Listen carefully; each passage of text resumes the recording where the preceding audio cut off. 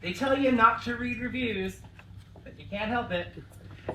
We're in this business because we crave attention and because we want to be liked. It's like a drug. And trust me, not everybody likes me. But instead of harping on all the bad reviews I've received in my adult life,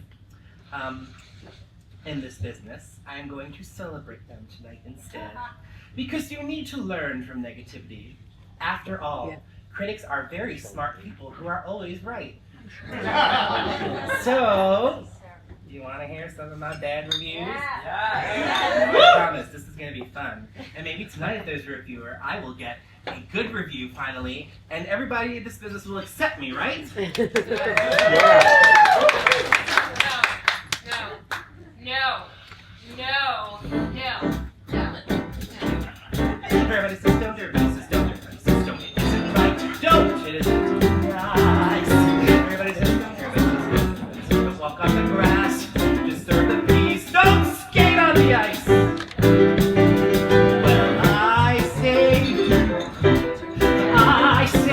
what the grass was meant to feel. I say sail. And if you fail, you fail. And oh boy, did I fail many times in my adult life. Rob Lester of the prominent publication Cabaret Scenes magazine says, while Realbuto attempts to be self-effacing and folksy, he comes off as an entitled and self-important. Like those cabaret acts from hell, his voluminous navel-gazing, non-amazing patter gives us TMI about his woes and shows. While I wish he could be kinder to WUNDERKInd, it needed to present the guy as someone unique and captivating, which it did not. Out of line when they say that man, lady, that's a son. 9 times out of 10, lady, you're doing just fine.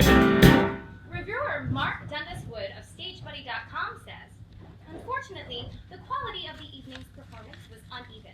Realbuto possesses a robust and clear singing voice that can ruffle the rafters. Okay, not bad. But he seems a bit distracted. His eyes drifted to his lyric charts during certain numbers, and his on-stage banter was sometimes a bit rambling. There was a lot of too loud, brash, show-offy singing during the program, which went on for well over 2 hours. Realbuto's boundless affection for the work, and his desire to present plenty of it, seems to have tripped him up. How much better things might have been had he been more selective and scaled things back to a trim and sparkling 1-hour show. But he did not. Make just a ripple. Come on, be brave. This time a ripple. Next time a wave. Written by David Rooney of the New York Times. Written by Matthew Martin and Tim Realbuto with more ambition and flair, and cluelessly directed by them as well. The exposition-heavy show is Follies meets Mac and Mabel. The Vega team fails to get a handle on their central characters. Sometimes you gotta start small, climbing the tiniest wall. Maybe you're going to fall, but it's better than not starting at all. Mattie Murray of Talkin' Broadway wrote, "This is a stuffed to the gills concept that should create a thrilling musical, but clocking in at 2 hours and 45 minutes without remotely enough emotional content to sustain an evening half as long. The show plays like a first draft. So despite all its promise, the resulting show is endless and boring, glorifying neither the art form of the review or the people that made it happen. Realbuto and Martin certainly don't have a clue." Everybody says don't, everybody says can't, everybody says just rock the boat, fun to play. Everybody says don't, everybody says can't, everybody says can't fight City Hall, can't upset the cart, can't laugh at the king. Backstage reviewer. Eric Hagen says, there are few theatrical sights more dispiriting than watching a group of seriously talented, highly professional actors plowing their way through a rankly amateur show. As the increasingly enervating first act of this sumptuous feast of cliches stretching into eternity, I kept wondering when someone would say, "Hold! Enough!" It's a colorful tale, to be told here in a succession of inept, overwrought, and often unmotivated seems poorly structured songs that are overlong way before they finish. Far too many arbitrary and momentum-killing performance numbers and a deadly earnest supernatural second act of supreme silliness.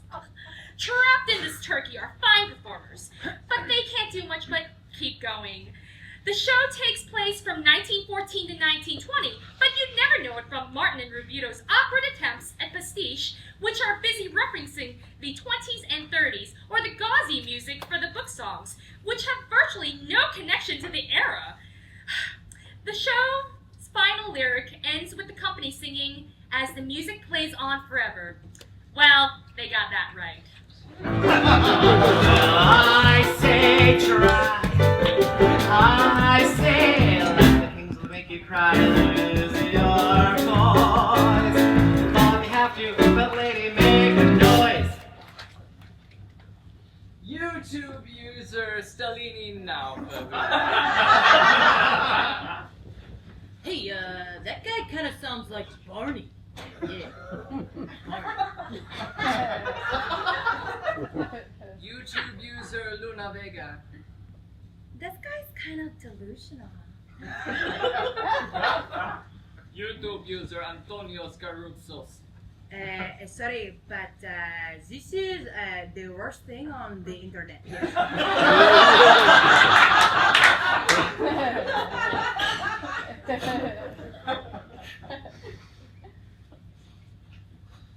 What? Say what's next? I'm sorry, it's the worst thing on the internet! He may have said sorry, but however, YouTube user Gary Wood did not. He reminds me of the clowns at the comedy club during open mic night where his mother coddled him and agreed he was really good, he could be a star, so he takes on the stage and he laughs at his own jokes. Loser.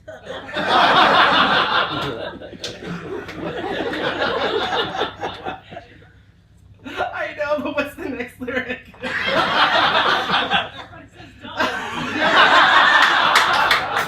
Way harsh time! Let's do it. Everybody says don't, everybody says can, everybody says wait around for miracles. That's the way the world